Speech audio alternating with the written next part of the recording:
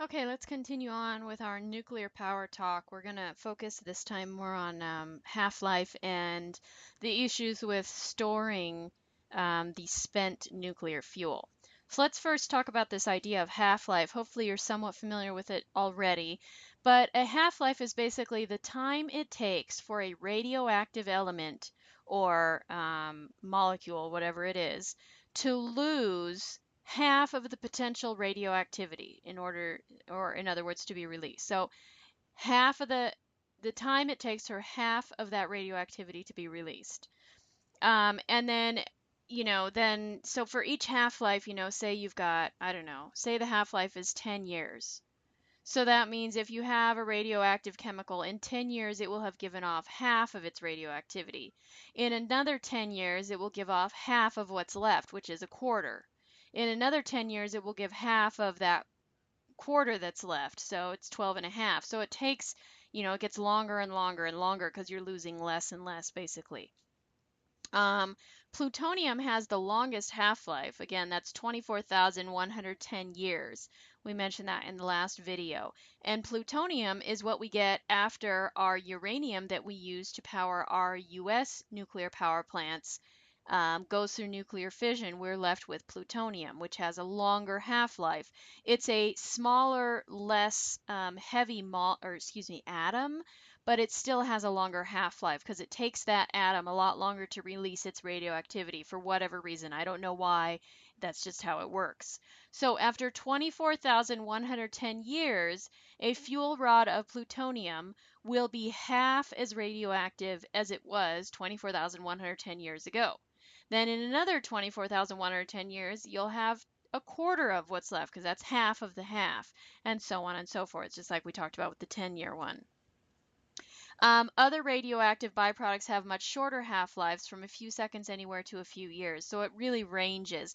Again, plutonium, though, has that super, super long one, and that's what we're left with. And that creates a problem because we don't use plutonium here. So once our uranium has gone through nuclear fission, we've split it apart, we've gotten that energy, we've used it in our nuclear reactor. Now we have to store that radioactive chemical until it's no longer radioactive. So these long-term storage issues are big. Basically, you have to find a place that is going to be able to handle the amount of radioactivity giving off, which is, a ton of heat and all that. And so right now, the current status is that each individual facility, each nuclear facility in the US stores their own plutonium, their own radioactive waste, basically. And they have these super long, deep, deep pools, concrete lined pools, where they have this tube that goes way down in there, and that's where they currently store their plutonium. Now, what the US wants to do is they want to create a central location where all the radioactive waste from all the nuclear power plants here in the United States will all go to one centralized location. And the feeling here is that it can be more heavily guarded, so they have a lot more control over it. All the radioactive stuff will be in one area, it'll be easier to handle. And that place that they want to have it is in a place called Yucca Mountain, which is in Nevada. And you can see it on the map there. It's kind of just northwest of Las Vegas there a little ways. It's kind of basically in the middle of nowhere.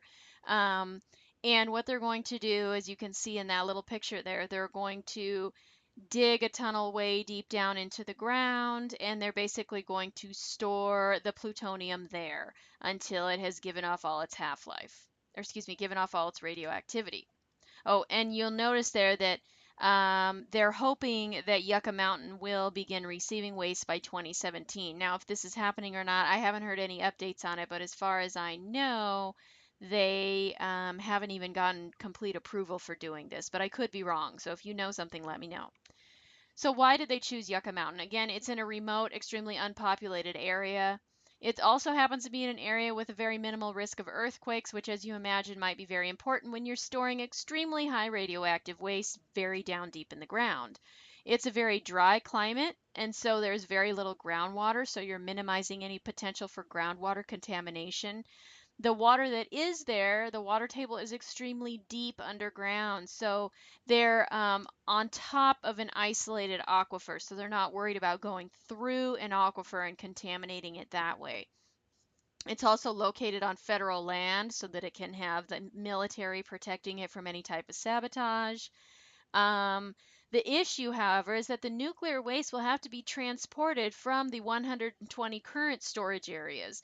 And how are you shipping it? Are you going to do it by truck? Are you going to do it by rail? How are you going to keep that top secret? You might have sabotage along the way. You might have a risk of accident. The risk of, trucks wrecking on the highway is pretty high. So if you're carrying a whole bunch of nuclear waste and that truck gets in a car accident or flips, you got a major catastrophe on your hands. So these are some of the issues. Now, this is a map of the U.S. nuclear power plants that we currently have. You'll notice the star down there that's kind of over on top of the S of San Diego, that was the Carlsbad plant, I believe, that's just recently been shut down. So they're no longer producing electricity there. And I think there might be a couple other nuclear power plants on here that are either being shut down or have been shut down. And of course, the reason that we're having shutdowns is because of some of the scares in the media, which we'll get to in a few minutes. Going back to this map here, you'll see there's one that looks like it's kind of near where Phoenix would be in Arizona there, kind of between San Diego and Tucson. And that one is called the Palo Verde Nuclear Power Plant. And it's about 45 miles west of Phoenix, and it's actually the largest nuclear facility in the United States. And interestingly, it is the only one in the entire world that is not located next to a large body of surface water. Now, why is having it next to a large body of surface water important? Well, they're using water to cool down the equipment. So if something goes wrong and you need suddenly to cool something down, they do not have an immediate source of surface water. What they use is evaporated water from a nearby treatment sewage plant to make the facilities cooling, to meet the facility's cooling needs. So for those of you who are in the labs, you got a chance to go over to Coachella Valley Water District and see tertiary treated water. They're basically doing the same thing. They're pulling water off of treated sewage, they're evaporating it, condensing it, a similar process, and they're using that to cool the facility. Now, they're not using it for drinking water, so that's okay. But that's how they're getting water to power that plant. Now, back to some issues. One of the first major nuclear incidents that we had was Chernobyl, which most people are familiar with the Chernobyl nuclear accident, but a lot of people don't know exactly what happened. And basically, due to equipment failure and human error, there was a nuclear meltdown, a plant meltdown. The nuclear rods melted down, got too hot, the facility started overheating, there was a fire and an explosion, and a massive amount of radiation was released. You could see the picture there with the explosion out the side of the building and all the fire and all that. Here's a map of kind of the concentric circles, the radiuses of the radiation patterns as it was released. You see Chernobyl there in the center. The orange lines actually show where the most intense amount of contamination or radioactive material was sent, and that was, of course, due probably to winds pushing it in the weather patterns that way. But I mean, this was a massive scale event. You can see that it went all the way across Europe, basically over into Russia, all the way out into Spain almost. So, definitely into France, even over into the UK.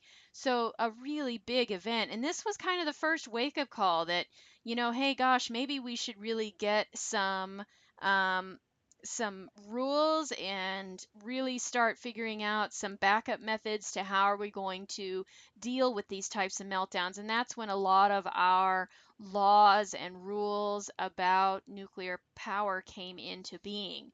Of course, most recently, we've had the Fukushima power plant, which happened in Japan a few years ago when they had a major tsunami that caused equipment failure. Within the plant, they had an explosion. It was an earthquake, which resulted in a tsunami. And their plant basically went into a meltdown. It overheated because they were not able to pump water into the cooling reactor core.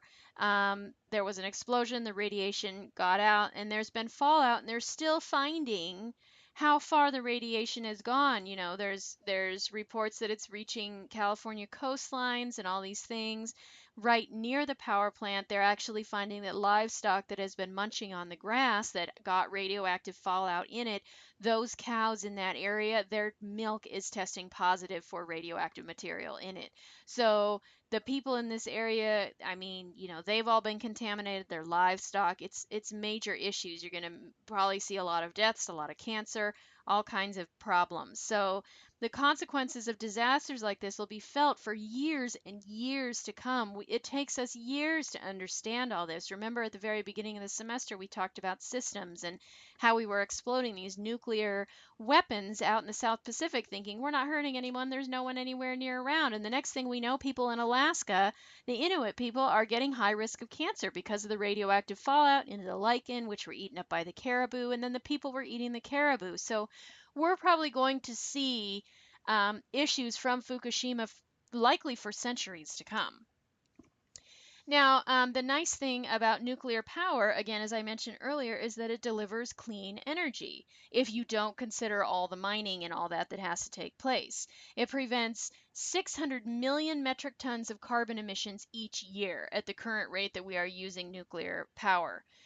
It's basically equivalent to an 8% of the global greenhouse gas emissions, and it poses far fewer chronic risks than fossil fuels. You don't have all the carbon monoxide, the sulfur oxides, the nitrous oxides, the carbon dioxide, all that going into the air. Um, it also causes less landscape damage, generates less solid waste overall, even considering the mining, because of course you have to mine for fossil fuels as well. And it's actually safer for workers than coal-fired power plants as long as everything is working well. The drawbacks, of course, are that you're working with radioactive waste, so you have to be extremely, extremely careful. And when there is a problem, then, a lot of people end up getting hurt and sickened. And if there is an accident or the plant is sabotaged, the consequences can definitely be catastrophic.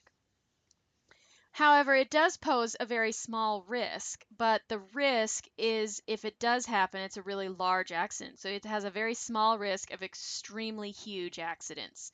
And this spawns a lot of public anxiety. It's like saying, well, it's only a 0.001% chance that, everyone in Europe is going to die if this happens. But it's only a 0.001% chance. But when you hear that second part, well, everyone in Europe's going to die, or everyone in the US or half the United States population will be exposed to radiation, that causes a lot of anxiety in people and a lot of, on the fence, like, I don't really know if I want to support this or not. The most serious incident we had in the US was on an area called 3 Mile Island, which is on the Susquehanna River in Pennsylvania. It happened in 1979. And basically, what happened was another meltdown here. The uranium fuel rods melted down. It released radiation into the containment vessel, the reactor vessel, and it increased the temperatures massively. And it proceeded through half of one of the reactor cores, but thankfully they were able to contain it all. And they were able to get it cleaned up, of course, at the cost of billions of dollars. And it was regarded as a very near miss in the United States, and it definitely could have been far worse. And so that was a wake up call within the United States alone that, hey, we need to be really careful and really think about this. Now, reviewing pros and cons of nuclear power here. There is minimal air pollution with it, pretty much only water vapor, so that's good. The upfront costs are cheaper than renewable fuels because we already have the ability to mine for uranium. We already have that infrastructure in there, so that upfront cost is much reduced. And it's really efficient. You get a lot of energy from each transformation, from each nuclear fission taking place, so you get a lot of bang for your buck.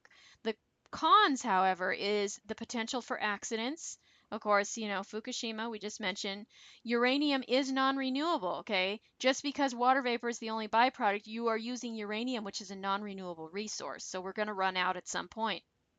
The radioactive half-life of plutonium is ridiculously huge, 24,000 years. So we have the issue of long-term storage. A portion of the plutonium byproduct can be used for weapons, which isn't allowed in the US, but that causes a risk for sabotage and people coming in and trying to get a hold of that plutonium. And then there's the environmental hazards of the whole process, the mining of the uranium, the disposing of the waste, the storing of it, and all that. So all things to consider, but that's kind of nuclear power in a quick little nutshell there. Now in the next video, we're just going to kind of sum up non-renewable energy and we'll be done with this section.